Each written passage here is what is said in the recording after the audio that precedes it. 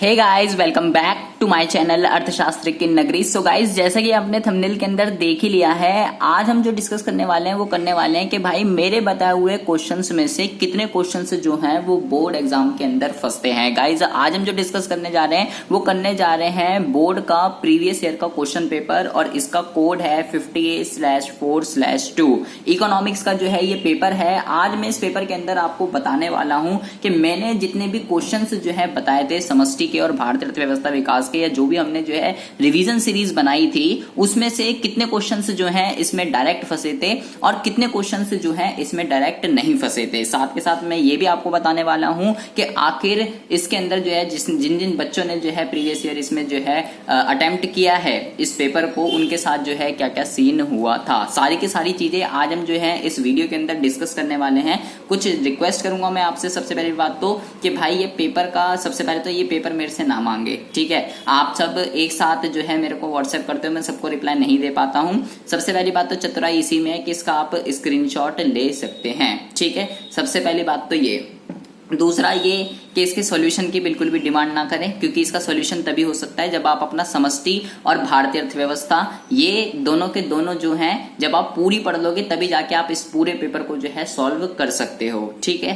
पहली बात तो ये। और दूसरी बात ये, अब आती है बात तीसरे की कि गाइस वीडियो को आपको जो है बिना स्किप किए करके देखना है। एक एक चीज में एक एक क्वेश्चन आपको 1 मार्क्स का, 4 मार्क्स का, 6 मार्क्स का, सारे के सारे क्वेश्चन समष्टि का, व्यष्टि का, सारी की सारी चीजें आपको बताऊंगा कि जिस तरीके से आप जो है पढ़ रहे हैं, क्या एक्चुअल में उस तरीके से आप पढ़कर इकोनॉमिक्स के अंदर स्कोर कर सकते हैं या नहीं कर सकते हैं। रट्टू तोता बनने से जो है कुछ भी नहीं होने वाला है। जिस तरीके का बोर्ड एग्जाम में पेपर आता है और आप जिस तरीके से उसको पढ़ रहे हैं, जो क्वेश्चन आप कर रहे हैं, क्या पढ़ रहे हैं, किस बुक से पढ़ रहे हैं, किस चैनल से पढ़ रहे हैं, क्या एक्चुअल में उससे आपका कुछ भला होने वाला है या नहीं होने वाला है। ये सारी की सारी चीजें आज हम जो है डीपली डिस्कस करने वाले हैं। सबसे पहले हम गाइस डिस्कस करने वाले हैं समष्टि के बारे में, फिर हम बात करने वाले हैं भारतीय अर्थव्यवस्था और विकास के बारे में। 1 मार्क्स से लेकर सारे के सारे क्वेश्चन जो है हम डिस्कस करेंगे।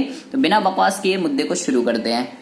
तो सबसे पहले हम डिस्कस करने वाले हैं समष्टि अर्थशास्त्र के 1 मार्क्स के क्वेश्चन, जिसमें आप जानते ही हैं भाई 10 क्वेश्चन इसमें और 10 क्वेश्चन उसमें, 20 क्वेश्चन जो एमसीक्यू के बन गए हैं। तो पहला क्वेश्चन ये क्या कह रहा है कि अप्रत्याशित अप्रचलन मूल्यह्रास का जो है एक घटक होता है। ये बताना है कि ये सही है या गलत है। ये क्वेश्चन अगर आपने मेरी वीडियो देखी है मूल्यह्रास वाली, मैंने सेपरेट वीडियो बना रखी है और इसमें बता रखा है कि मूल्यह्रास किसके कारण होता है, प्रत्याशित के कारण होता है या अप्रत्याशित अप्रचलन के कारण होता है। तो उसके बेस पर आप इसका क्वेश्चन बहुत ही अच्छे से बता चुके हो, और मैं आपको पहले भी बता चुका हूं कि मूल्यह्रास के ऊपर क्वेश्चन कंपलसरी है, एग्जाम के अंदर आना ही आना है। तो ये हो गया सबसे पहला क्वेश्चन। दूसरा क्वेश्चन, मुद्रा की पूर्ति के घटक बताने हैं। यहाँ पे 2 डैश तथा डैश हैं, ठीक है। मुद्रा की पूर्ति के ऊपर मैं पहले भी बता चुका था कि 1 मार्क्स का क्वेश्चन मुद्रा की पूर्ति का अर्थ आ जाता है या मुद्रा की पूर्ति के घटक के ऊपर जो है क्वेश्चन आ जाता है, ठीक है। इसके और में आया हुआ है कि मौद्रिक नीति का मुख्य उद्देश्य जो है क्या होता है। गाइस, कितनी मॉनेटरी पॉलिसी की कह लो, मौद्रिक नीति, राजकोषीय नीति, इस क्वेश्चन, इसके ऊपर क्वेश्चन आपका कंपलसरी है, एग्जाम के अंदर आना ही आना है, ठीक है। तो ये आप देख सकते हैं। अब आते हैं हम अपने तीसरे क्वेश्चन पर। तीसरे क्वेश्चन में जो है ये क्या कह रहा है, सारी की सारी चीजें मैं आपको बताऊंगा किस साल जो है जिसने भी ये पेपर को अटेम्प्ट करा था उनके साथ क्या क्या सीन हुए थे। कह रहा है यदि आय में 50,000 से 60,000 की वृद्धि के फलस्वरूप उपभोग में इतनी वृद्धि होती है तो इस स्थिति में एमपीसी का मूल्य क्या होगा। मैं आपको पहले भी बता चुका था कि भाई एमपीसी और एपीसी, इनके ऊपर क्वेश्चन कंपलसरी है, आपका एग्जाम के अंदर आना ही आना है, ठीक है। फिर ये कह रहा है कि वाणिज्य बैंकों द्वारा दिए गए ऋण अर्थव्यवस्था में मुद्रा की पूर्ति में वृद्धि करते हैं या कमी करते हैं। ये देखिए, तो कॉमन सेंस का क्वेश्चन है कि भाई जब बैंक जो है आपको जो है ऋण देता है तो उससे अर्थव्यवस्था में मुद्रा की पूर्ति बढ़ती है या नहीं। तो यहाँ पे सिंपल सी बात है, अगर आपको मुद्रा की पूर्ति पता होगा अगर क्या होती है तभी आप इसका आंसर लिख सकते हो। अगर आपको यही नहीं पता मुद्रा की पूर्ति क्या होती है तो आप इसका आंसर नहीं लिख सकते हो। तो सीधा सीधा कॉन्सेप्ट है कि मुद्रा की पूर्ति एक इंपॉर्टेंट टॉपिक है। मुद्रा की पूर्ति के ऊपर जो है क्वेश्चन आना ही आना है। कह रहा है एक विद्यार्थी रोहिणी के बटुए में रखा 2,000 रुपए का नोट स्टॉक या प्रवाह का उदाहरण है। ये देखिए क्वेश्चन नंबर 5 के अंदर जो है ये मैंने वैल्यू बताया था स्टॉक और प्रवाह के ऊपर, या तो डिफरेंस आ जाता है या वो आपको कुछ एग्जांपल दे देगा कि बताओ ये स्टॉक है या प्रवाह है। तो इसके पास 2,000 रुपए का नोट इसके पर्स में रखा हुआ है, तो हमें ये बताना है कि ये स्टॉक है या प्रवाह है। ठीक है, अब आते हैं छठे क्वेश्चन पर। छठा क्वेश्चन, सरकार द्वारा लागू की गई उज्ज्वला योजना पर किया गया व्यय पूंजीगत व्यय का एक उदाहरण है। ठीक है, ये जो है सरकारी बजट वाले में से क्वेश्चन है, जिसमें ये पूछा गया है कि अगर सरकार जितना भी पैसा खर्च कर रही है उज्ज्वला योजना पर, वो जो है पूंजीगत व्यय का उदाहरण है या नहीं होता। भाई इसके अंदर दो तरीके के व्यय होता है, राजस्व व्यय पूंजीगत व्यय और राजस्व प्राप्तियां पूंजीगत प्राप्तियां। मैंने इसमें बताया था, इस पे क्वेश्चन आपका कंपलसरी है, आएगा ही आएगा। 3 डिफरेंस मैंने आपको बताए थे, प्रत्यक्ष कर या अप्रत्यक्ष कर, राजस्व व्यय या पूंजीगत व्यय। तो अगर आपको पूंजीगत व्यय का कॉन्सेप्ट क्लियर होगा तभी आप इसका उदाहरण आंसर दे सकते हो कि क्या उजाला योजना पर जो है किया गया खर्च पूंजीगत व्यय का उदाहरण है या नहीं होता है। ठीक है, तो ये क्वेश्चन जो है बहुत ही ज्यादा इंपॉर्टेंट है। उज्ज्वला योजना पर गाइस बहुत ही बारी क्वेश्चन आया हुआ है। इसका मतलब ये है कि भाई आपको रट्टू तोता बनने से कुछ नहीं होगा। करंट अफेयर के अंदर क्या चल रहा है, कौन सी योजनाएं जो है लॉन्च हो रही है, इन सब चीजों पर भी आपको जो है ध्यान रखना पड़ेगा। फिर कह रहा है साधन भुगतान का योग डैश के बराबर होता है। फैक्टर पेमेंट जो है वो किसके बराबर होती है, ये तो आप अगर वीडियो देखते हैं मेरी और अगर आप मेरे से लाइव क्लास लेते हैं, ठीक है, लाइव पर्सनल क्लास अगर आप लेते हैं तो आपको अच्छे से पता होगा। जितने भी क्वेश्चन अभी हम डिस्कस कर रहे हैं, मैं वहां पर जो है टॉपिक पढ़ाने से पहले ही ये बता देता हूं कि मेरे भाई ये क्वेश्चन जो है आपका एग्जाम में आएगा ही आएगा, ये टॉपिक इंपॉर्टेंट है नहीं है। तो ये सारी की सारी चीजें हम वहां डिस्कस करते हैं। अगर आपने अभी तक हमारी लाइव क्लास को ज्वाइन नहीं किया है तो आप गाइस हमारी लाइव क्लास को ज्वाइन कर सकते हैं। ओनली 100 रुपीज पर मंथ में आप जो है उस लाइव क्लास को ज्वाइन कर सकते हैं। अगर आपको ज्वाइन करना है तो 9990158317 आप जो है मेरे को व्हाट्सएप भी कर सकते हैं। ठीक है, ज्वाइन करने के लिए 2 डेमो यहाँ पर जो है फ्री होती है। उसके अलावा अगर आप ज्वाइन करना चाहते हैं, आगे कंटिन्यू करना चाहते हैं, उसके बाद आप कंटिन्यू कर सकते हैं। प्लस नोट्स वगैरह भी जो है आपको यहाँ पे सारी की सारी चीजें प्रोवाइड मिल जाएंगी। फिर आता है माल सूची, स्टॉक को परिभाषित कीजिए। अच्छी तरीके से मैंने आपको लाइव उसमें भी बता रखा है, और जो हमने मोस्ट इंपोर्टेंट क्वेश्चन बताए थे कि उसमें भी माल सूची स्टॉक क्या होता है ये भी आ जाता है। मध्यवर्ती उपभोग क्या होता है ये भी क्वेश्चन आ जाता है। ठीक है, ये है सरकारी बजट में ऋण सर्जित पूंजीगत प्राप्तियों का कोई उदाहरण दे। मैं आपको पहले बता चुका हूं ऊपर भी कि भाई पूंजीगत व्यय, पूंजीगत प्राप्तियां, राजस्व व्यय, राजस्व प्राप्तियां, इसके ऊपर आपका एग्जाम में क्वेश्चन कंपलसरी है, आपका एग्जाम में आता ही आता है। अभी हम 1 मार्क्स के डिस्कस कर रहे हैं। ठीक है, 1 मार्क्स से अब कुछ तो जो है जो डायरेक्ट ही फंस जाते हैं। ठीक है, अब कुछ जो है जो डायरेक्ट नहीं फंसते, आपको उसका कॉन्सेप्ट पता होना चाहिए कि वो चीज होती क्या है, तभी तो आप उसका जो है उदाहरण दे सकोगे। फिर कह रहा है ये क्वेश्चन तो बहुत ही ज्यादा इंपॉर्टेंट है, ये मैं आपको पहले भी बता चुका हूं। ये तो भाई इस टॉपिक के ऊपर क्वेश्चन आना ही आना है। कह रहा है पानी को प्रदूषित करने वाली एक तेल रिफाइनरी के प्रबंधक का कहना है कि ये रिफाइनरी जो है सकल घरेलू उत्पाद में योगदान से कल्याण सुनिश्चित करती है। प्रबंधक के तर्क का कारण सहित समर्थन और खंडन करें। जीडीपी के अर्थव्यवस्था के कल्याण सूचक के संदर्भ में प्रबंधक के तर्क का समर्थन और खंडन करें। ये क्वेश्चन पहली बात तो आप समझ ही नहीं पाएंगे क्वेश्चन किस चीज का है, बट अगर आप अच्छे से लाइव पर्सनल क्लास में अगर लेते हैं और अगर आप मेरी वीडियो को बिना स्किप करके देखती हैं तो भाई बाह्यताएं वाला मैंने आपको एक पॉइंट बताया था, एक्सटर्नलाइटीज 2 तरीके की होती है, एक धनात्मक एक ऋणात्मक बाह्यताएं। ठीक है, तो ये ऋणात्मक बाह्यताएं का जो है उदाहरण इसने आपको दिया है कि ये भाई तेल जो है पानी को प्रदूषित करता है और ये कह रहा है कि जीडीपी के कल्याण में जो है ये सहायक होगा। तो ये बाह्यताएं के ऊपर आपको बेसिकली क्वेश्चन दिया गया है। बाह्यताएं के ऊपर मैं आपको पहले भी बता चुका हूं कि इसके ऊपर क्वेश्चन आपका कंपलसरी है, एग्जाम में आता ही आता है। 10 क्वेश्चन तो आते हैं एमसीक्यू समष्टि के। अब भैया आ गए 3 मार्क्स के। तो पहला क्वेश्चन तो बाह्यताएं के ऊपर यहाँ पे दिया गया है। ठीक है, वीडियो को बिना स्किप करके गाइस आपको देखना है। मैं आपको बताऊंगा कि इसके अंदर जो है बच्चों के साथ क्या क्या सीन हुए थे, देखिए। फिर दूसरा क्वेश्चन मैं आपको पहले ही बता चुका हूं कि उत्पाद विधि के ऊपर 3 मार्क्स का क्वेश्चन आपका एग्जाम में कंपलसरी है, आता ही आता है। और 3 मार्क्स का क्वेश्चन उत्पाद विधि के ऊपर और बहुत ही इजी क्वेश्चन जो है यहाँ पर आया था। संपत्ति तथा उद्यम से सर्जित आय के 3 घटकों का उल्लेख कीजिए। इसमें आपसे क्या पूछा गया है, ये वाला क्वेश्चन मैंने आपको नहीं बताया था। ठीक है, ये मैंने नहीं बताया था। अच्छा, फिर आता है 13 क्वेश्चन, केंद्रीय बैंक के सरकार का बैंकर एजेंट तथा सलाह। ये क्वेश्चन तो भाई फिक्स क्वेश्चन है, ये तो मैं आपको पहले भी बता चुका हूं कि केंद्रीय बैंक के कार्य के ऊपर आपका क्वेश्चन कंपलसरी है, आना ही आना है। और केंद्रीय बैंक किस प्रकार बैंक दर और मुद्रा की पूर्ति में स्थिरता लाता है, ये भी क्वेश्चन, ये क्वेश्चन तो भाई फिक्स है, एग्जाम में आएगा ही आएगा। ये मैं आपको पहले भी बता चुका था कि किस प्रकार केंद्रीय बैंक मुद्रा की पूर्ति को नियंत्रित करता है। अभी तो फिलहाल ये जो है टॉपिक डिलीट हो चुका है, ठीक है, इस बारी।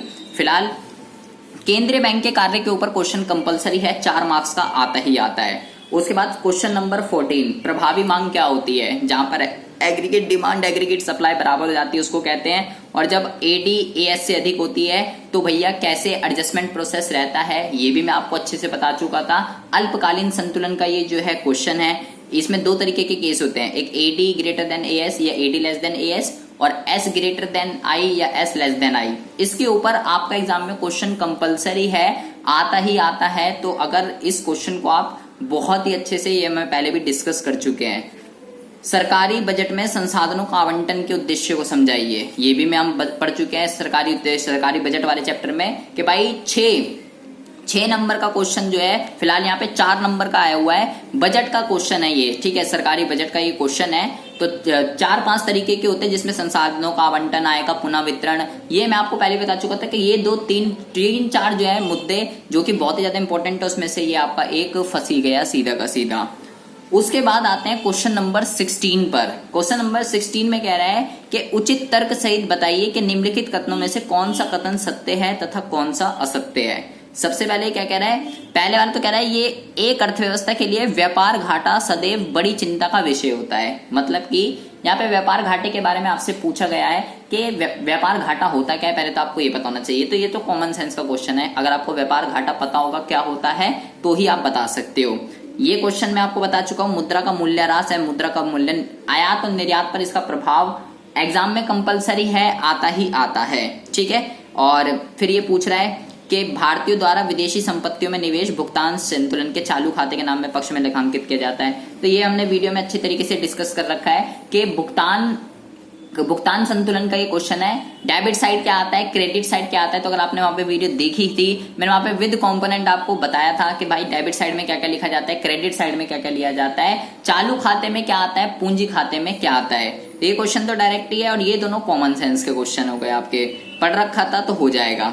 फिर वो था, ये तो था निर्यात पर पूछ रहा है और इसके और में जो है आयात पर पूछ रहा है। आयात और निर्यात पे क्वेश्चन कंपलसरी है और ये हो गया चालू व्यापार खाता और चालू व्यापार अधिशेष, ठीक है, चालू व्यापार घाटा और चालू व्यापार अधिशेष में अंतर स्पष्ट कीजिए। भुगतान संतुलन और व्यापार घाटा, इसके ऊपर क्वेश्चन आपका कंपलसरी है, एग्जाम के अंदर आता ही आता है, तो ये बात आपको घोल कर पी जानी है, ठीक है। ये हो गए 16 क्वेश्चन। अब आते हैं हम अपने 17 क्वेश्चन पर। 17 क्वेश्चन में देखिए क्या कह रहा है, निम्नलिखित आंकड़ों के आधार पर बताइए कि अर्थव्यवस्था। तो अब हम आते हैं अपने 17 क्वेश्चन पर। 17 क्वेश्चन में कह रहा है कि निम्नलिखित आंकड़ों के आधार पर बताइए कि क्या अर्थव्यवस्था जो है वो संतुलन में है या नहीं है। तो भैया एमपीसी, राष्ट्रीय आय, स्वायत्त उपभोग, निवेश वगैरह ये आपको दे रखा है। तो न्यूमेरिकल क्वेश्चन मैं आपको पहले भी बता चुका हूं कि एपीसी, एपीएस, एमपीसी, एमपीएस, स्वायत्त उपभोग, निवेश, राष्ट्रीय आय वगैरह, इन सब के ऊपर क्वेश्चन आपका कंपलसरी है, आता ही आता है, उसको आपको अच्छे से करके जाना है। तो ये आप देख सकते हैं सीधा का सीधा आपका क्वेश्चन आ गया है। दिए गए चित्र के आधार पर निम्नलिखित प्रश्नों के उत्तर दीजिए। यहाँ पे कर्व बना रखा है और आय के किस स्तर पर औसत उपभोग प्रति इकाई के बराबर होगी और क्यू और बिंदु बी के ऊपरी बचत वक्र का क्या महत्व होता है। तो यहाँ पर बेसिकली जो पूछा गया है, यहाँ पे आपको बचत कर्व का दे रखा है और एमपीसी, एमपीएस, इसी सब के ऊपर क्वेश्चन पूछा गया है। और एस वगैरह क्या होती है, धनात्मक सेविंग जो है, ऋणात्मक सेविंग, ये सब चीजों के ऊपर क्वेश्चन आपका पूछा गया है। तो गाइज ये चैप्टर बहुत ही ज्यादा इंपॉर्टेंट है, मैं आपको पहले भी बता चुका था। समग्र मांग और समग्र पूर्ति वाला, अल्पकालीन संतुलन, न्यून मांग, अधि मांग और उसके न्यूमेरिकल क्वेश्चन, तो ये आप देख ही सकते हैं। ये 17 क्वेश्चन है जो कि समष्टि अर्थशास्त्र के अंदर प्रीवियस ईयर में पूछे गए थे, ठीक है। अब यहाँ पे आपने एक चीज गाइस अगर नोट करी हो तो वो ये है कि यहाँ पे जो है बच्चों के साथ सीन क्या हुआ था। यहाँ पर बच्चों के साथ सीन ये हुआ कि भाई आप देखेंगे यहाँ पे राष्ट्रीय आय का क्वेश्चन, आय विधि और व्यय विधि का क्वेश्चन यहाँ पर आया ही नहीं है। और ऐसा जो है ये कह सकते हो 6 मार्क्स का क्वेश्चन आता था आय विधि का और व्यय विधि का, ठीक है, 6 मार्क्स का क्वेश्चन आता था न्यूमेरिकल क्वेश्चन। लेकिन इस प्रीवियस ईयर वाले जिन्होंने भी ये पेपर अटेम्प्ट करा था उसमें जो है एक भी 6 मार्क्स का क्वेश्चन न्यूमेरिकल आया ही नहीं है, ठीक है। तो भैया जब किस्मत खराब होती है तो ऊँट पे बैठे इंसान को भी कुत्ता काट लेता है, आपके साथ भी ऐसा हो सकता है, ठीक है। तो चतुराई इसी में है, कुछ भी आ सकता है। अगर सीबीएसई का दिमाग को घूम गया, ठीक है, तो वो आपको घुमा देगा। आप जिस तरीके से पढ़ रहे हैं जरूरी नहीं है आप नेशनल इनकम को जो है भाई भाई, क्योंकि सबसे ज्यादा हवा जो लगता है बच्चों को वो है भैया national income, national income, national income, ठीक है। तो उसके न्यूमेरिकल कैसे होंगे, हो सकता है आपके साथ भी कुछ इस तरीके का ही सीन हो जाए। तो भैया सारी चीजें, एक एक चीज आपको बहुत ही अच्छे से करनी है, चाहे वो 1 मार्क्स का हो, 3 मार्क्स का हो, 4 मार्क्स का हो, कितने भी मार्क्स का जो है वो क्वेश्चन हो। अब हम पढ़ते हैं भारतीय अर्थव्यवस्था और विकास में किस टाइप के क्वेश्चन आते हैं और इसमें से जो है कितने क्वेश्चन फंसे थे डायरेक्ट और कितने नहीं, ठीक है। तो देखिए कह रहा है निम्नलिखित में से किस देश की जनसंख्या के लिए एक संतान नीति अपनाई गई थी, तो वो चीन था जो वन चाइल्ड पॉलिसी को जो है अपनाता है, ठीक है। तो भैया सबसे पहली बात तो भारतीय अर्थव्यवस्था विकास एक ऐसी बुक है जो कि बहुत ही डीप से क्वेश्चन जो है यहाँ पर पूछे गए हैं, ठीक है। मैं आपको पहले भी बता चुका था कि भाई भारतीय अर्थव्यवस्था और विकास के अंदर स्कोर करना बहुत ही ज्यादा टफ है। इसका मतलब है शेर के मुंह में हाथ देना, सिंपल सी बात है, ठीक है। क्योंकि इसके अंदर इतने डीप से क्वेश्चन पूछे जाते हैं, चाहे वो 1 मार्क्स का हो, 3 मार्क्स का हो, 4 मार्क्स का हो। आप इसके अंदर जो है 1 मार्क्स के क्वेश्चन तो बेसिकली, अब आपने अगर बहुत ही अच्छे से पढ़े थे, ठीक है, वन चाइल्ड पॉलिसी चीन ने अपनाई। अब कह रहा है वर्ल्ड ट्रेड ऑर्गेनाइजेशन का गठन कब किया गया था, उसके सन आपको याद रखने हैं, ठीक है। यहाँ पर फिर अब हम पढ़ते हैं और देखिए एक एक नंबर वाले की पहले हम बात करते हैं। कह रहा है मिश्रित अर्थव्यवस्था क्या होती है, ये क्वेश्चन हम पहले भी बता चुके हैं। 3 तरीके की अर्थव्यवस्था होती है। भारत की प्रथम 7 पंचवर्षीय योजनाओं में डैश नीति का अनुगमन किया गया था जिसका उद्देश्य आयात के बदले घरेलू उत्पादन द्वारा पूर्ति करना था। तो पहली बात तो देखो ये कौन सा क्वेश्चन है, ये पंचवर्षीय योजनाओं में से आपसे पूछा गया है। एक एक योजनाओं के बारे में मोस्टली 7th वाली, 1st वाली डेटा का क्वेश्चन है, ये भाई किसमें क्या हुआ था, किसमें क्या नहीं हुआ था। विगत कुछ दशकों में भारत में प्राथमिक द्वितीयक क्षेत्र ने रोजगार में समृद्धि के अवसर प्रदान किए हैं। पहले कह रहा है वो कौन सा क्षेत्र है, प्राथमिक द्वितीयक और तृतीयक, जिसमें रोजगार के अवसरों में जो है वृद्धि हुई है। तो मोस्टली अभी तृतीयक सेक्टर जो है वो बहुत ही ज्यादा ग्रो में आ रहा है, उसकी इंपॉर्टेंस जो है वो बहुत ही ज्यादा बढ़ रही है, ठीक है। ये तो कॉमन सेंस के क्वेश्चन है ये दोनों। तो अब आते हैं ये वाला, ये तो इंपॉर्टेंट है। ग्रेट लीप फॉरवर्ड पे मैं आपको पहले भी बता चुका था, क्वेश्चन आपका कंपलसरी है, आएगा ही आएगा। तो कह रहे हैं ग्रेट लीप फॉरवर्ड का उद्देश्य क्या है, ये भारतीय अर्थव्यवस्था विकास के लास्ट वाले चैप्टर का क्वेश्चन है। और वो चीन वाला वन चाइल्ड पॉलिसी वाला, वो भी लास्ट वाला क्वेश्चन है, भारत, चीन और पाकिस्तान। उसको बच्चे छोड़कर चले जाते हैं कि उस पर से क्वेश्चन आएगा नहीं, बट भाई वो इंपॉर्टेंट चैप्टर है। फिर जैविक कृषि के ऊपर क्वेश्चन कंपलसरी है, मैं आपको पहले भी बता चुका था जैविक कृषि इंपॉर्टेंट है, उसका एक लाभ नहीं है। करेक्ट, कौन सा उसका एक लाभ नहीं है, प्रच्छन्न बेरोजगारी, छुपी हुई बेरोजगारी पे क्वेश्चन मैं आपको पहले भी बता चुका हूं। चीन ने आर्थिक सुधारों को कब अपनाया था, आप देख लो 3 क्वेश्चन हो गए अभी तक। भारत, चीन और पाकिस्तान वाला जो चैप्टर है, एक क्वेश्चन ये हो गया, एक क्वेश्चन ये हो गया और एक क्वेश्चन पीछे हो गया, 3 क्वेश्चन हो गए एमसीक्यू। तो आप इस चैप्टर को भैया छोड़कर नहीं जाना, बहुत ही ज्यादा जबरदस्त चैप्टर है और बहुत ही ज्यादा इंटरेस्टिंग चैप्टर है। भारत, चीन और पाकिस्तान के बारे में आपको एक एक चीजें बहुत ही अच्छे से इस चैप्टर को पढ़ने के बाद पता चल जाएगी। तो आप यहाँ देख रहे हैं मोस्टली डेटा के ऊपर क्वेश्चन आए हुए हैं, किसने कब जो है इसको अपनाया आर्थिक सुधार को, इसने जिन जिन पॉलिसी को अपनाया था उनके ऑब्जेक्ट क्या थे, ये सब मैंने आपको वहां पे बता रखा था, ठीक है। एक एक मार्क्स के क्वेश्चन, किसने कब अप्लाई किया था, चीन के बारे में इंपॉर्टेंट पॉइंट, पाकिस्तान के बारे में इंपॉर्टेंट पॉइंट, सारी चीजें मैं आपको डीपली बता चुका हूं अगर आपने वीडियो अच्छे से देखी है। अब आते हैं अगले क्वेश्चन पर, देखिए कह रहा है जी निम्नलिखित उल्लेख करें कि निम्नलिखित कथन सत्य है या असत्य है। ये क्वेश्चन मैंने आपको नहीं बताया था, ठीक है। ये बिल्कुल ही अजीब, अलग ही क्वेश्चन है, अजीब तो नहीं कह सकते, अलग ही क्वेश्चन है। तो ये क्वेश्चन मैंने आपको नहीं बताया था, 1 मार्क्स का, ठीक है। मान्य आंकड़ों द्वारा भारत व चीन के, ये तो भाई यहाँ पे दे रखा है, आंकड़े दे रखे हैं, जनसंख्या की वृद्धि दर और भारत की, चीन की, और लिंगानुपात भारत का और चीन का, और इसका विश्लेषण करना है, इसको एनालाइज करना है। तो आपका कॉमन सेंस का क्वेश्चन है, खुद ही करना है आपको। उसके बाद है यहाँ पर देखिए, कह रहा है मानव पूंजी निर्माण आविष्कार तकनीकी सुधारों को जन्म देता है। तो भैया मानव पूंजी निर्माण या आर्थिक समृद्धि में तीव्र वृद्धि अवश्य ही पूर्णतः निर्धन वर्गों के व्यक्तियों तक पहुंच जाती है। ये क्वेश्चन गाइज बहुत ही ज्यादा इंपॉर्टेंट है, ठीक है। मानव पूंजी निर्माण के ऊपर क्वेश्चन कंपलसरी है और आर्थिक, ये वाला क्वेश्चन थोड़ा कॉमन सेंस का है, बट ये वाला क्वेश्चन मानव पूंजी निर्माण का, ये मैं आपको पहले भी बता चुका हूँ। और 30वां क्वेश्चन तो गाइस सीधा ही सीधा फंस गया था, ये मैंने आपको, अगर आपने मेरी रिवीजन सीरीज देखी है तो मैंने उसमें आपको बताया था कि प्रशुल्क और अप्रशुल्क द्विपक्षीय और बहुपक्षीय, ये क्वेश्चन तो सीधा का सीधा फंस गया था और मैं आपको बताया था इसके ऊपर क्वेश्चन कंपलसरी है, आना ही आना है। 31वां क्वेश्चन ये भी सपोर्टिंग मटेरियल का है, ये भी सपोर्टिंग मटेरियल का है। और ऊर्जा के किन्हीं 2 परंपरागत स्रोतों के नाम लिखो, ऊर्जा के ऊपर क्वेश्चन कंपलसरी था, मैं आपको पहले भी बता चुका हूँ, ठीक है। उसके बाद ये क्वेश्चन देख लीजिए, स्वतंत्रता पूर्व भारत की व्यवसायिक संरचना, पहले चैप्टर का ये अलग अलग वो है। तो व्यवसायिक संरचना के बारे में ये आपसे पूछ रहा है कि बताइए कैसा था। और पंचवर्षीय योजनाओं में आत्मनिर्भरता, दीर्घकालीन उद्देश्य के अंदर आत्मनिर्भरता पूछ रहा है, इसको बताना है, इसकी व्याख्या करनी है। तो पंचवर्षीय योजनाओं के उद्देश्य में आपको पहले बता चुका, इंपॉर्टेंट था, ठीक है। दीर्घकालीन उद्देश्य मोस्टली कोई सा भी एक पर्टिकुलर आपका एग्जाम में पूछ लिया जाता है। और ये आयुष वाला क्वेश्चन तो दो बार ही आया हुआ है, तीन बार, ये सपोर्टिंग मटेरियल के ही क्वेश्चन है। और ये वाला तो पूरा ही डिट्टो सपोर्टिंग मटेरियल का क्वेश्चन है। अब आती है बात अगले क्वेश्चन की। ये क्वेश्चन जो है इसको वो करना है। देखिए कह रहा है श्रमिक जनसंख्या अनुपात को परिभाषित कीजिए, इसका क्या महत्व होता है, ये मैंने आपको नहीं बताया था, ठीक है।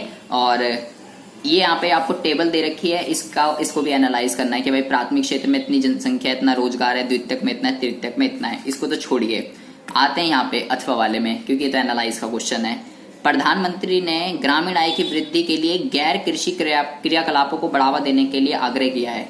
ये है गाइस आपका कृषि, ग्रामीण क्षेत्र के अंदर मतलब कृषि के अलावा और जितने भी जैसे पशुपालन, मछली पालन, मुर्गी पालन, ये सारी चीजें जो होती हैं, इसके ऊपर मैं आपको बताया जाता है गैर कृषि कार्य जो होते हैं उन सब के लिए गवर्नमेंट क्या क्या वो कर रही है, कैसे इससे आय के अंदर इंक्रीमेंट होती है।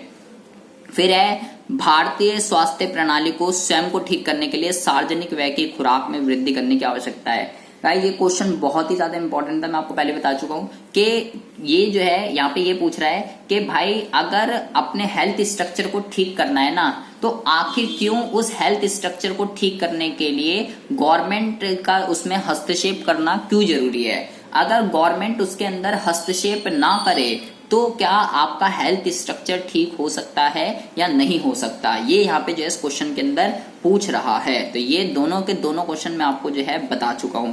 फिर है वर्तमान समय में भारत के समक्ष प्रस्तुत पर्यावरण चिंताओं के बारे में। पर्यावरण चिंता, अगर आपने पर्यावरण वाली वीडियो देखी थी तो वहां पे मैं आपको बता चुका हूं। और ग्रामीण विकास में साख के महत्व को बताना है, साख क्या करता है, ठीक है। तो भाई ये तो कॉमन सेंस का क्वेश्चन हो गया, ये मैं आपको बता चुका हूं। तो गाइज यहाँ पे आप देख ही रहे हैं कि कितने क्वेश्चन जो हैं एग्जाम में फंसते हैं बताए हुए, कितने क्वेश्चन एग्जाम में नहीं बसते हैं, किस टाइप का क्वेश्चन जो है भारतीय अर्थव्यवस्था और विकास में आता है, किस टाइप का क्वेश्चन समष्टि अर्थशास्त्र में आता है। तो जिस तरीके की आप प्रिपरेशन कर रहे हैं, क्या उस तरीके से काम हो जाएगा या नहीं होगा। रट्टू तोता बनने से कुछ नहीं होगा, वीडियो देख लिए, नोट्स बना लिए। भाई करंट अफेयर में भी आपको जो है अपडेट रहना पड़ेगा, कौन सी योजना आ रही है, क्या चल रहा है अर्थव्यवस्था के अंदर, ठीक है। अभी तो मोस्टली आपको पता ही है क्या चल रहा है, ठीक है। तो उसके बारे में आपको अपडेट रहना ही रहना है। तो मेरे भाई इस टाइप का क्वेश्चन आता है। ये जो कोड है आज हमने अभी जो डिस्कस करा है, ये कोड हमने डिस्कस करा है आज 58/4/2, ठीक है। इसके अलावा मेरे पास और भी क्वेश्चन पेपर है इसी के इकोनॉमिक्स के, जिसका कोड डिफरेंट है, उसमें डिफरेंट क्वेश्चन है। अगर आप चाहते हैं, आपको ये वीडियो अगर आज पसंद आई है, अगर आप चाहते हैं कि मैं नेक्स्ट कोड का जो पेपर है इकोनॉमिक्स का उसको भी इसी तरीके से डिस्कस करूं, उसमें बताऊं आपको कौन कौन से क्वेश्चन फंसे हैं, कौन कौन से क्वेश्चन नहीं फंसे हैं, तो कमेंट बॉक्स में कमेंट करके अपना एक्सपीरियंस मेरे साथ जरूर शेयर कीजिएगा, ठीक है, ताकि मैं आपके लिए नेक्स्ट वीडियो जो है इसी तरीके की आपके लिए जो है मैं बना पाऊं। अगर वीडियो अच्छी लगी हो तो प्लीज गाइज इस वीडियो को ज्यादा से ज्यादा लाइक कीजिएगा, अपने फ्रेंड सर्कल में शेयर कीजिएगा। और अगर अभी तक आप हमारे जो है लाइव पर्सनल क्लास में ज्वाइन नहीं हुए हैं, हो गए हैं तो बहुत अच्छी बात है। और अगर नहीं हुए हैं और ज्वाइन होना चाहते हैं तो गाइज मात्र 100 रुपीज में 9990158317 मात्र 100 रुपीज में जो है आप हमारी लाइव पर्सनल क्लास में जो है ज्वाइन हो सकते हैं। जूम पर जो है क्लास होती है। अगर आपको लगता है कि मेरा पढ़ाया हुआ आपको कुछ पसंद आता है, ठीक है, मेरा पढ़ाया हुआ आपके भेजे में कुछ घुसता है, तो भैया आप 2 डेमो ले सकते हैं, उसका कोई भी चार्ज नहीं है, ठीक है। तो मिलते हैं आपसे नेक्स्ट वीडियो में ऐसे इंटरेस्टिंग टॉपिक के साथ। चैनल पर अगर पहली बार आए हो तो प्लीज इस चैनल को सब्सक्राइब करके बेल आइकन को जरूर प्रेस कर लीजिएगा। इसको ज्वाइन करने का फायदा क्या है, एक तो आपको नोट्स वगैरह जो है मिल जाएंगे, ठीक है, प्लस आपको जो है वहां पे ऑन द स्पॉट आपके डाउट जो है क्लियर हो जाएंगे, ठीक है। आप एक्सपीरियंस भी जो भी अगर वीडियो देख रहे हैं वो सभी बच्चे, ठीक है, या जब आप ज्वाइन हो जाएंगे तो आप जो है ग्रुप में, मैंने ग्रुप भी बना रखा है, आप वहां पे जो है जब ज्वाइन हो जाएंगे तो वहां पे आप पूछ सकते हैं बच्चों से कि ऑन द स्पॉट आप जो अपने सारे के सारे डाउट क्लियर कर सकते हैं। नोट्स वगैरह जो भी आपका डाउट है, किसी भी राइटर की बुक है, कोई भी इशू है आपको, तो वो हम वहां पे जो है डिस्कस कर लेते हैं। तो मिलते हैं आपसे नेक्स्ट वीडियो में ऐसी इंटरेस्टिंग टॉपिक के साथ। तब तक के लिए have a good day, bye bye, take care.